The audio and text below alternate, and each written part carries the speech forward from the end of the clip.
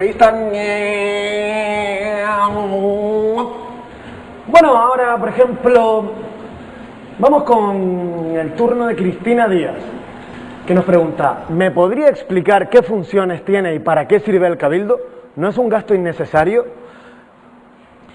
Evidentemente tenemos muchas administraciones, ayuntamiento, Cabildo, Gobierno de Canarias, Gobierno del Estado. Pero si hay una administración que se justifique por la realidad física, geográfica, es el Cabildo.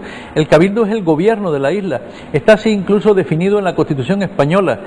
Como administración propia de cada isla tendrá un Cabildo, dice el artículo 141 de la Constitución española. En ese sentido, por tanto, tiene una justificación plena. El Cabildo debe ser el órgano que coordine todo lo que es la política de la isla. Los 21 municipios de Gran Canaria tienen que tener una coordinación que el Cabildo pueda ayudar a conseguir. Al mismo tiempo hay una planificación del conjunto de la isla. Por ejemplo, tratamiento de residuos sólidos, que es uno de los problemas que tenemos en Gran Canaria, pues debe hacerse desde una perspectiva insular. Es el Cabildo el que tiene que encargarse fundamentalmente de esa materia. El tema de la conservación de las carreteras insulares, la mayor parte de las carreteras de nuestra isla son de carácter insular. Es el Cabildo el que tiene que cuidar nuestras carreteras. La política cultural desde el punto de vista insular, la política de promoción turística, es decir, hay una serie de políticas que el Cabildo lógicamente tiene que hacer como gobierno de la isla y al mismo tiempo ayudar a otras administraciones y colaborar con ellas para impulsar lo que es el propio dinamismo económico y social de la isla. Así que yo creo sinceramente que el Cabildo está plenamente justificado desde ese punto de vista. Otra cosa distinta es que naturalmente lo hagamos con austeridad, con rigor. Por ejemplo, sin exceso de cargos públicos de confianza o de libre designación como hay en este momento, que suponen un gasto innecesario en el Cabildo. O como por ejemplo que en este momento hay un número excesivo de consejeros con plena dedicación. No hacen falta tantos consejeros y de ahí ahorraríamos también de una manera importante. Por tanto, sencillamente, el Cabildo yo creo que es una institución necesaria, que se justifica por los fines y las competencias que tiene asumidas, y lo que hay que hacer es administrarlo con total austeridad.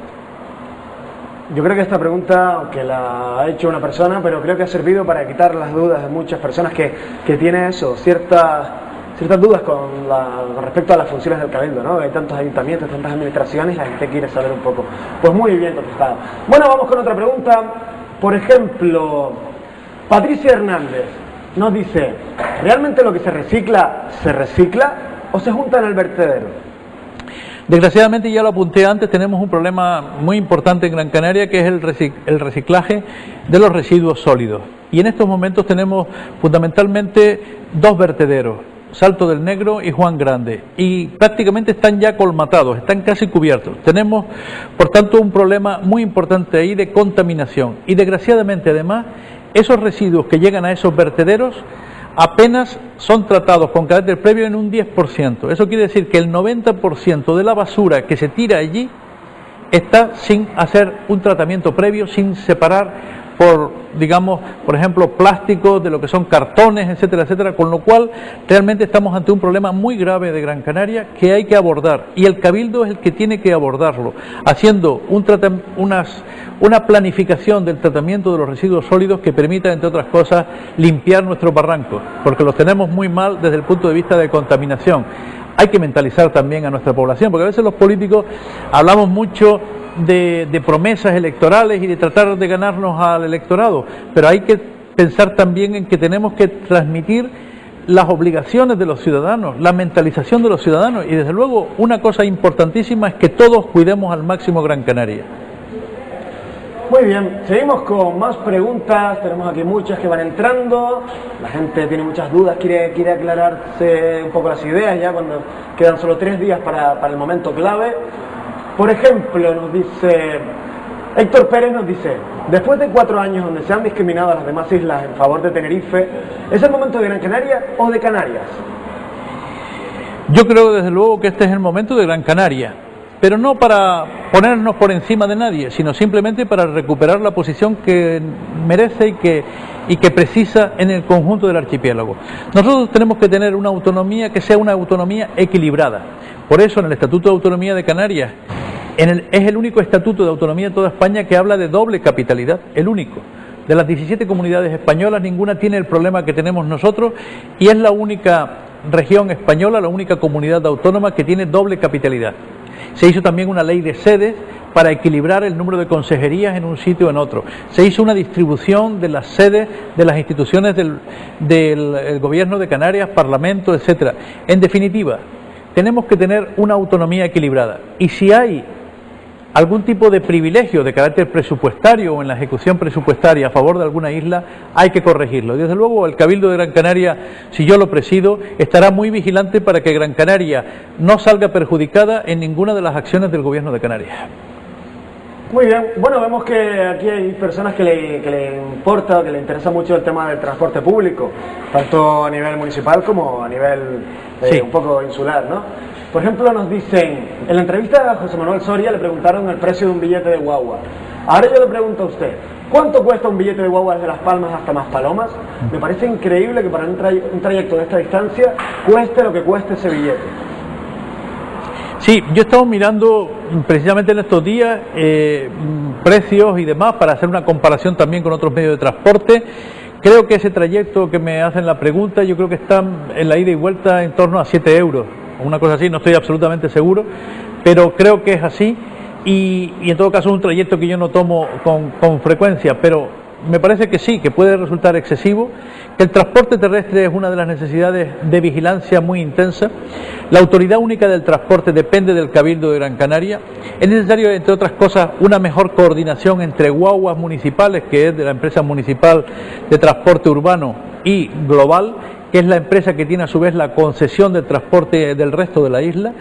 Y en consecuencia yo creo que ese es un área muy importante. Yo creo que estos temas son más importantes hablar de ellos que hablar, por ejemplo, del hipotético tren.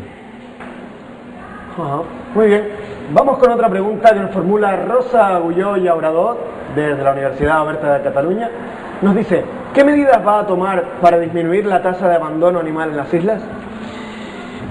Bueno, en las islas no sé, en Gran Canaria, desde luego, esto es una cosa que a mí me preocupa muchísimo porque yo quiero muchísimo los animales domésticos, tengo animales domésticos en casa y el otro día en una visita al albergue insular que depende del Cabildo, pues la verdad es que me quedé muy triste, no porque los animales que están allí estén mal, al contrario, es admirable las personas que están allí, el esfuerzo que hacen por cuidar los animales que tenemos dentro de una cierta precariedad de medios, pero evidentemente hay un problema ahí de mentalización. Hay excesivo abandono de animales domésticos en nuestra isla. Se calculan no menos de 4.000 animales abandonados al año. Perros y gatos, fundamentalmente la mayor parte perros. Tenemos que cuidar mucho los animales, porque un pueblo culto, un pueblo con nivel de vida no puede hacer un maltrato de los animales. Y en este sentido, por tanto, hay que hacer un esfuerzo educativo y de mentalización. Y por otra parte también, lógicamente, hay que cumplir las leyes. Porque hay una ley de protección de animales que está vigente, una ley, la ley 8, creo recordar, de 1991. Esa ley hay que aplicarla en todo su sentido y penalizar a aquellas personas que realicen un maltrato de los animales. Todas esas cosas tienen un profundo sentido de sensibilidad hacia los animales, a los que nadie puede proteger sino los seres humanos. Tenemos que mentalizar a nuestra población para que se cumplan las normas, para que tengan cuidado y cariño a sus animales domésticos y en lo posible lo conserven y los mantengan en sus hogares. Muy bien, vamos ahora con otro tema, con el tema turístico que también interesa mucho a las personas, es la fuente principal, la fuente de ingresos de las islas. Nos preguntan, ¿qué iniciativas propone para consolidar a Gran Canaria como destino turístico por sí misma, independientemente de los vaivenes políticos que sufran otros destinos competidores? Sí, efectivamente, ahora mismo hay un incremento de la llegada de turistas como consecuencia de desgracias ajenas. No nos podemos alegrar de que en Egipto o en Túnez haya esas desgracias que nos reporten a nosotros una mayor venida de turistas. Pero, sin duda, tenemos que consolidar, como muy bien apunta la pregunta, nuestro destino turístico por sí mismo, no vivir de los males ajenos. Y para ello es imprescindible que nos mentalicemos de que, más que estar siempre reclamando que venga turismo de calidad, tenemos que dar calidad al turismo que viene. Y eso significa muchas cosas. A veces ni siquiera se trata de hacer las cosas con grandes gastos, con grandes inversiones, sino de mejorar nuestro entorno, ser más sensibles con este problema. Por ejemplo, la información, la señalización de carreteras, de lugares de la isla donde los visitantes puedan acudir. A veces nos ocurre que a nosotros mismos, los propios gran canarios, nos cuesta llegar a un sitio porque están mal señalizadas las carreteras. No tenemos sitios donde aparcar muchas veces las guaguas turísticas, en los miradores, en los lugares que tenemos para ver el paisaje. A veces no se trata, insisto, de hacer grandes inversiones, sino de cuidar bien la isla, mejorar su aspecto, un buen lavado de cara, y eso potenciará sin duda nuestra propia oferta turística. Gran Canaria tiene unas condiciones turísticas extraordinarias, lo tiene Canarias en su conjunto, pero yo diría que Gran Canaria lo tiene de manera singular, porque tenemos el mejor microclima del mundo, yo entiendo, en el sur de Gran Canaria, y tenemos un paisaje muy variado, y tenemos una oferta gastronómica y cultural en toda nuestra isla, de tal manera que los turistas deberían de conocer el conjunto de la isla, y así convertiríamos Gran Canaria en un destino turístico único, del que se beneficiarían no solamente los municipios turísticos por sí mismos, sino también el resto de la isla. Y desde luego la capital, Las Palmas de Gran Canaria. También ahí tengo que señalar que mi compañero en la candidatura al Ayuntamiento de Las Palmas de Gran Canaria, Juan José Cardona, tiene un potente programa para recuperar a Las Palmas de Gran Canaria como destino turístico, porque esto sería muy positivo para el conjunto de la ciudad. Las Palmas de Gran Canaria tiene una oferta cultural y comercial muy atractiva y debería tener también una estructura de carácter hotelero suficientemente atractiva para volver a recuperar el esplendor turístico que en su día tuvo. Muy bien. Bueno, decir a todos los que nos estén viendo nuevamente que estamos aquí en riguroso directo con José Miguel Bravo de Laguna, candidato al Cabildo de Gran Canaria por el Partido Popular. Son ahora mismo las 8:30 prácticamente, y ya saben, sigan haciendo sus preguntas que aparecerán aquí en la pantalla y yo se las formularé encantadísimo de la vida, y él también muy encantado está contestando todas sus dudas. Bueno, continuamos. Por ejemplo, Miguel González nos dice: ¿para cuándo un presidente del Cabildo que le importen otros deportes que no sea el fútbol? ¿Con usted será igual que con el resto de políticos, que la partida presupuestaria para el fútbol es el doble que para el resto de deportes? Bien, desde luego para el Cabildo tienen que ser importantes todos los deportes. Es más, en estos momentos el presupuesto que tiene la institución para todos los deportes está en torno a 24 millones de euros, y eso hay que mantenerlo a pesar de la crisis económica en que estamos, y si se puede, en cuanto se pueda, cuanto las posibilidades presupuestarias lo permiten, incrementarlo. Aquí no se trata, porque yo he planteado la posibilidad de defender un proyecto de culminar el estadio de Gran Canaria que se dedica al fútbol, pero no se trata de quitar un euro a ninguna otra práctica deportiva.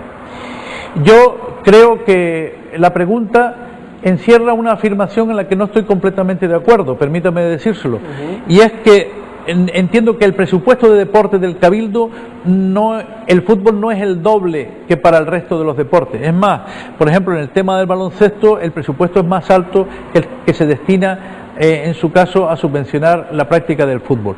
Pero en cualquier caso no estamos hablando de más o menos. Yo creo que tenemos una cantidad enorme de riqueza deportiva. Por citar natación o vela, etcétera, son prácticas deportivas muy extendidas y muy arraigadas entre los gran canarios, y todos los deportes tienen que ser protegidos. El deporte base es fundamental para los niños, para los jóvenes y para las familias, y por tanto haré todo el esfuerzo inimaginable porque las distintas prácticas deportivas todas se puedan practicar y desarrollar en nuestra isla de Gran Canaria. Muy bien, muy bien, muy bien. Seguimos con más preguntas. Por ejemplo, vamos a ver